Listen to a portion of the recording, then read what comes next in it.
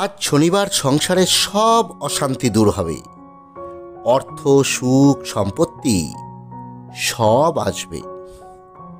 জয় শ্রীরাম, জয় বজরংবলী।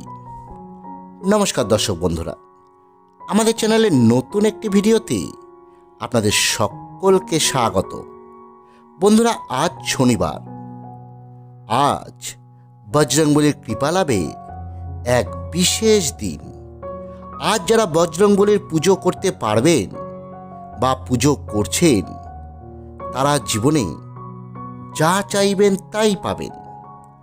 আজ আপনারা আমাদের এই ভিডিওতে সেই বজরংবলীরই এমন একটি মন্ত্র সম্পর্কে জানবেন, যে মন্ত্র আপনারা আজ শনিবার যদি শুধুমাত্র শ্রবণও করেন, তাহলেই এই মন্ত্র আপনার জীবনে সর্বসুখ প্রদান করবে। আপনার সংসারে সুখ, অর্থ, সম্পত্তি সব নিয়ে আসবে। বন্ধুরা, আজ যারা বজরংবলীর পুজো করছেন বা বজরংবলীর মন্দিরে যাচ্ছেন, তারা তো আজ এই মন্ত্রটি 108 বার জপ বা শ্রবণ করবেনই। যারা বজরংবলীর পুজো করছেন না বা বজরংবলীর মন্দিরে যেতে পারছেন না, তারাও অবশ্যই এই মন্ত্রটি আজ বজরংবলীকে একটিবার ভক্তি ভরে প্রণাম করে অবশ্যই 108 বার শ্রবণ করবেন। তারাও এই মন্ত্র থেকে আজ পূর্ণ ফল লাভ করতে পারবেন। বন্ধুরা, বজরংবলীর পূর্ণ কৃপা পেতে এই মন্ত্র শ্রবণের আগে অবশ্যই ভগবান রামের নাম নেবেন এবং এই মন্ত্রটি পুরো 108 বারই শ্রবণ করবেন।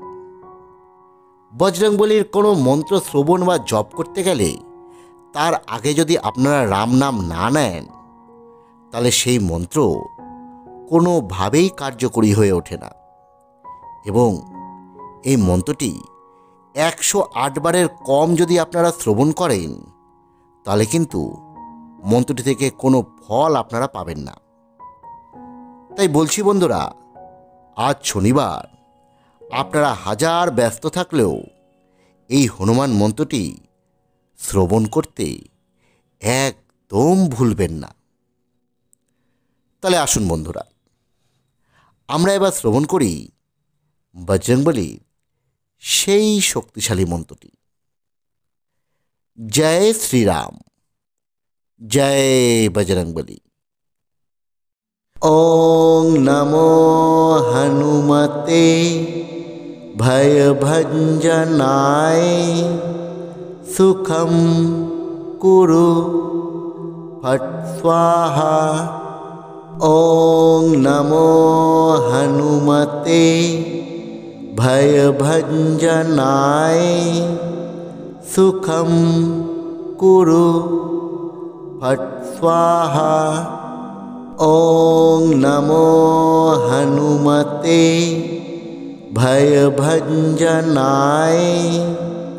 সুখম কুরু ফট স্বাহা। ওং নমো হনুমতে ভয়ভঞ্জনায় সুখম কুরু ফট স্বাহা। ওং নমো হনুমতে ভয়ভঞ্জনায় সুখম কুরু ফট স্বাহা। ওং নমো হনুমতে ভয়ভঞ্জনায় সুখম কুরু ফট স্বাহা। ওং নমো হনুমতে ভয়ভঞ্জনায় সুখম কুরু ফট স্বাহা। ওং নমো হনুমতে ভয়ভঞ্জনায় সুখম কুরু ফট স্বাহা। ওং নমো হনুমতে ভয়ভঞ্জনায় সুখম कुरु फट् स्वाहा।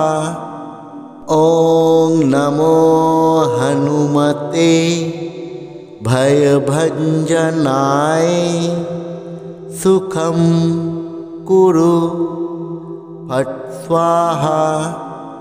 ॐ नमो हनुमते भयभञ्जनाय सुखं कुरु फट् स्वाहा। ॐ नमो हनुमते भयभञ्जनाय सुखं कुरु फट् स्वाहा। ॐ नमो हनुमते भयभञ्जनाय सुखं कुरु फट् स्वाहा। ॐ नमो हनुमते भयभञ्जनाय सुखं कुरु फट् स्वाहा। ॐ नमो हनुमते भयभञ्जनाय सुखं कुरु फट् स्वाहा। ॐ नमो हनुमते भयभञ्जनाय सुखं कुरु फट् स्वाहा। ॐ नमो हनुमते भयभञ्जनाय सुखं कुरु फट् स्वाहा। ॐ नमो हनुमते भयभञ्जनाय सुखं कुरु फट् स्वाहा। ॐ नमो हनुमते भयभञ्जनाय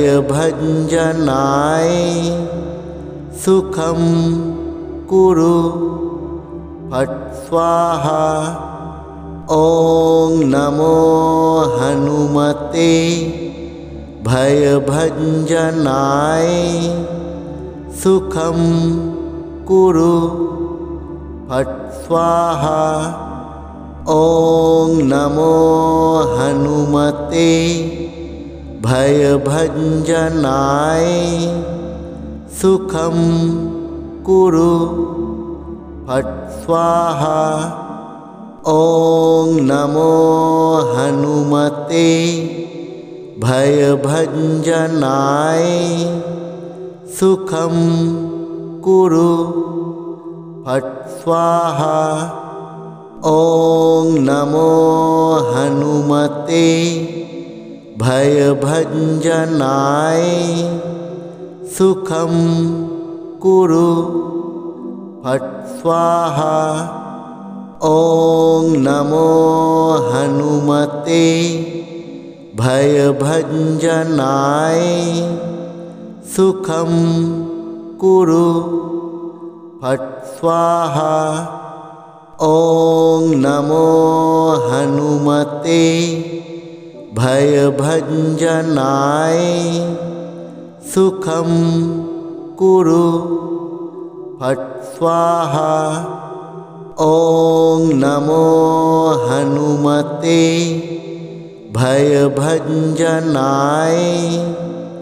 सुखं कुरु फट् स्वाहा। ॐ नमो हनुमते भयभञ्जनाय सुखं कुरु फट् स्वाहा। ॐ नमो हनुमते भयभञ्जनाय सुखं कुरु फट् स्वाहा। ॐ नमो हनुमते भयभञ्जनाय सुखं कुरु फट् स्वाहा।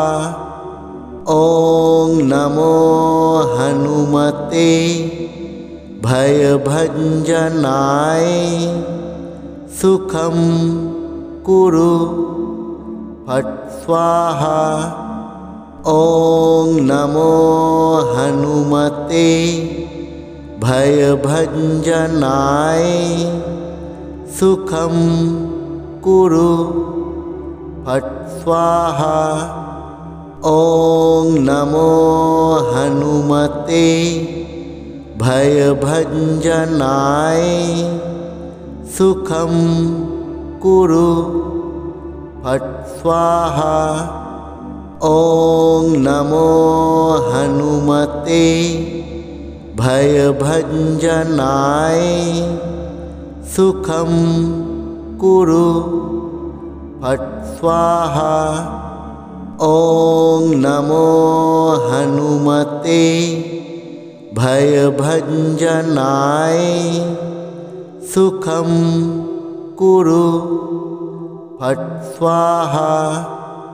ॐ नमो हनुमते भयभञ्जनाय सुखं कुरु फट् स्वाहा।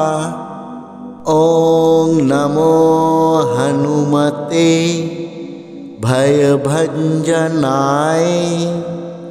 सुखं कुरु फट् स्वाहा।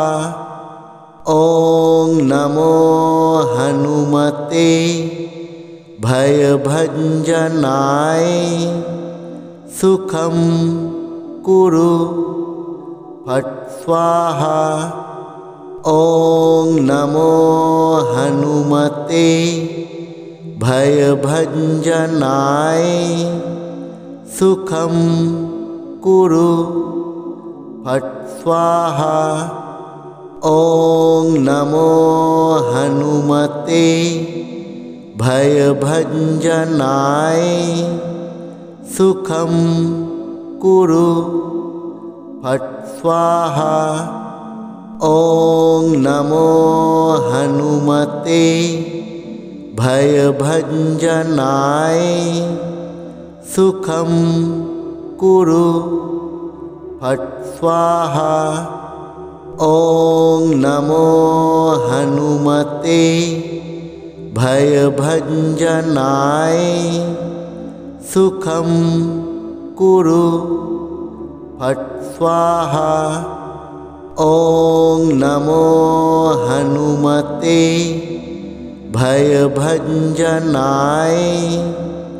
सुखं कुरु फट् स्वाहा। ॐ नमो हनुमते भयभञ्जनाय सुखं कुरु फट् स्वाहा।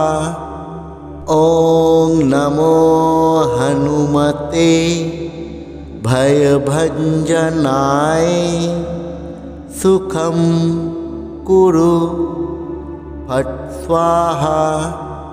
ॐ नमो हनुमते भयभञ्जनाय सुखं कुरु फट् स्वाहा।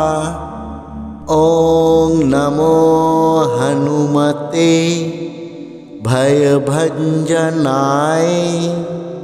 सुखं कुरु फट् स्वाहा। ॐ नमो हनुमते भयभञ्जनाय सुखं कुरु फट् स्वाहा।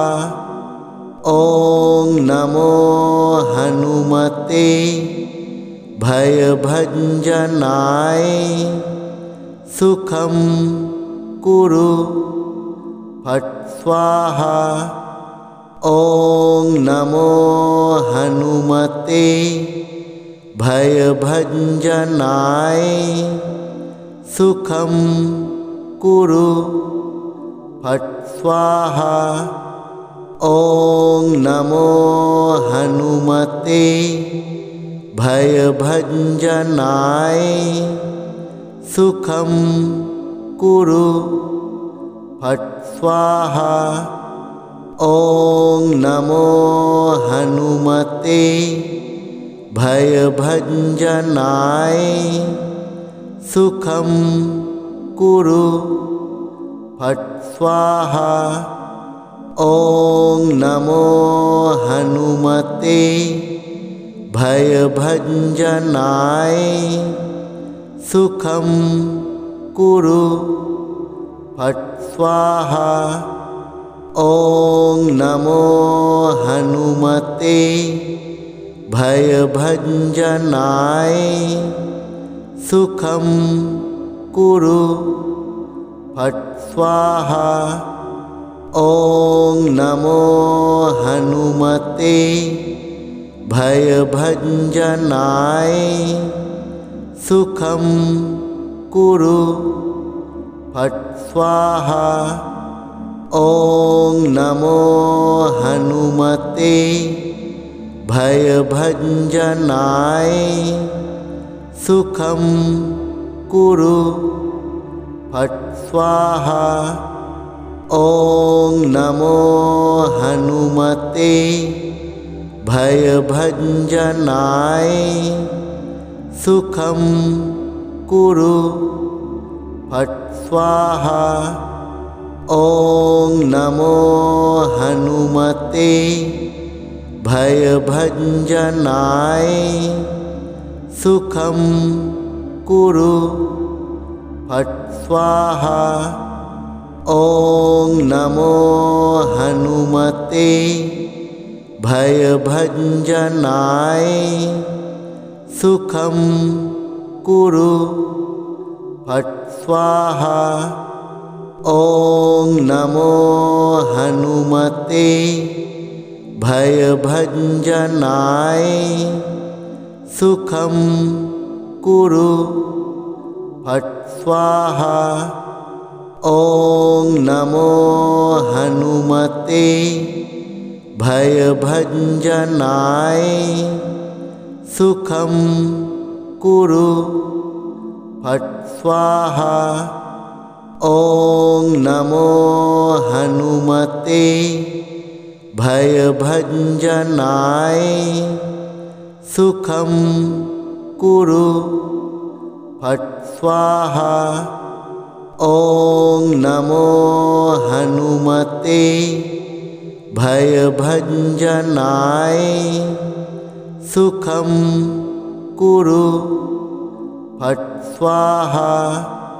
ॐ नमो हनुमते भयभञ्जनाय सुखं कुरु फट् स्वाहा। ॐ नमो हनुमते भयभञ्जनाय सुखं कुरु फट् स्वाहा। ॐ नमो हनुमते भयभञ्जनाय सुखं कुरु फट् स्वाहा। ॐ नमो हनुमते भयभञ्जनाय सुखं कुरु फट् स्वाहा। ॐ नमो हनुमते भयभञ्जनाय सुखं कुरु फट् स्वाहा। ॐ नमो हनुमते भयभञ्जनाय सुखं कुरु फट् स्वाहा। ॐ नमो हनुमते भयभञ्जनाय सुखं कुरु फट् स्वाहा। ॐ नमो हनुमते भयभञ्जनाय सुखं कुरु फट् स्वाहा। ॐ नमो हनुमते भयभञ्जनाय सुखं कुरु फट् स्वाहा। ॐ नमो हनुमते भयभञ्जनाय सुखं कुरु फट् स्वाहा। ॐ नमो हनुमते भयभञ्जनाय सुखं कुरु फट् स्वाहा। ॐ नमो हनुमते भयभञ्जनाय सुखं कुरु फट् स्वाहा। ॐ नमो हनुमते भयभञ्जनाय सुखं कुरु फट् स्वाहा। ॐ नमो हनुमते भयभञ्जनाय सुखं कुरु फट् स्वाहा। ॐ नमो हनुमते भयभञ्जनाय सुखं कुरु फट् स्वाहा। ॐ नमो हनुमते भयभञ्जनाय सुखं कुरु फट् स्वाहा। ॐ नमो हनुमते भयभञ्जनाय सुखं कुरु फट् स्वाहा। ॐ नमो हनुमते भयभञ्जनाय सुखं कुरु फट् स्वाहा। ॐ नमो हनुमते भयभञ्जनाय सुखं कुरु फट् स्वाहा। ॐ नमो हनुमते भयभञ्जनाय सुखं कुरु फट् स्वाहा। ॐ नमो हनुमते भयभञ्जनाय सुखं कुरु फट् स्वाहा। ॐ नमो हनुमते भयभञ्जनाय सुखं कुरु फट् स्वाहा। ॐ नमो हनुमते भयभञ्जनाय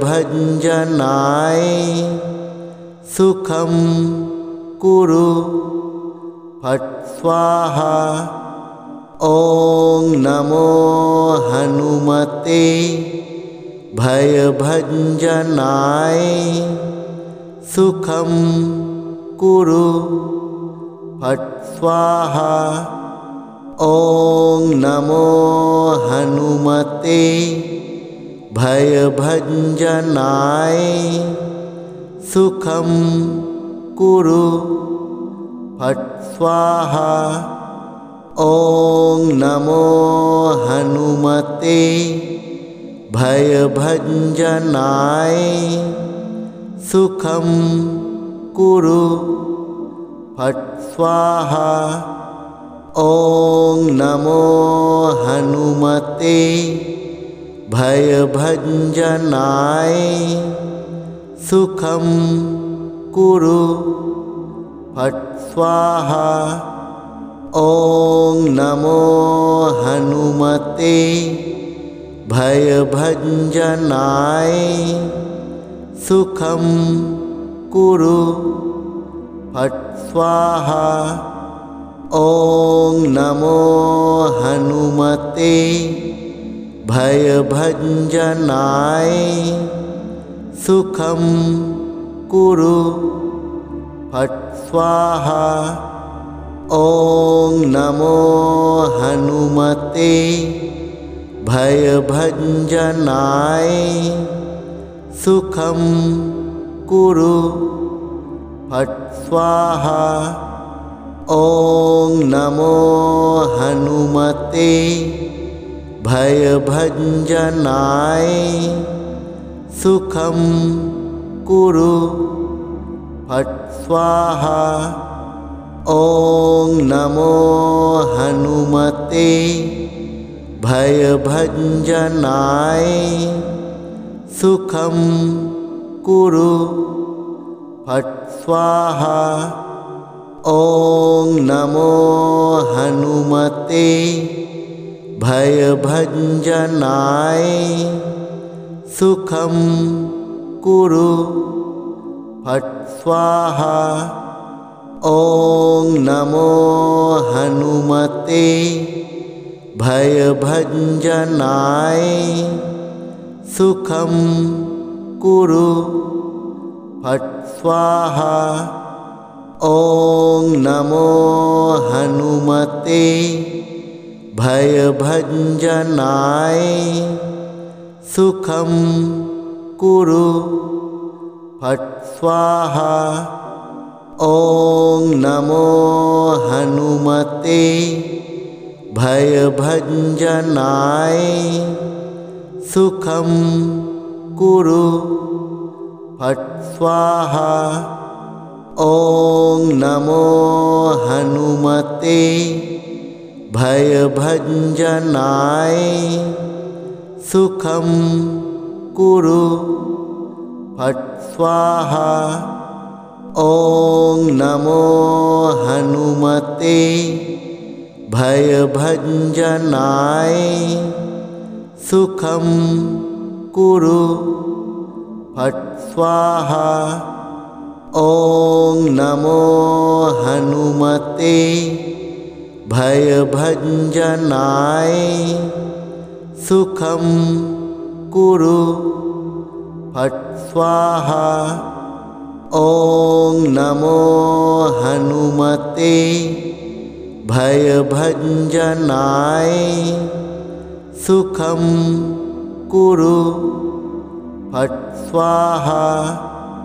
ॐ नमो हनुमते भयभञ्जनाय सुखं कुरु फट् स्वाहा। ॐ नमो हनुमते भयभञ्जनाय सुखं कुरु फट् स्वाहा। ॐ नमो हनुमते भयभञ्जनाय सुखं कुरु फट् स्वाहा। ॐ नमो हनुमते भयभञ्जनाय सुखं कुरु फट् स्वाहा। ॐ नमो हनुमते भयभञ्जनाय सुखं कुरु फट् स्वाहा।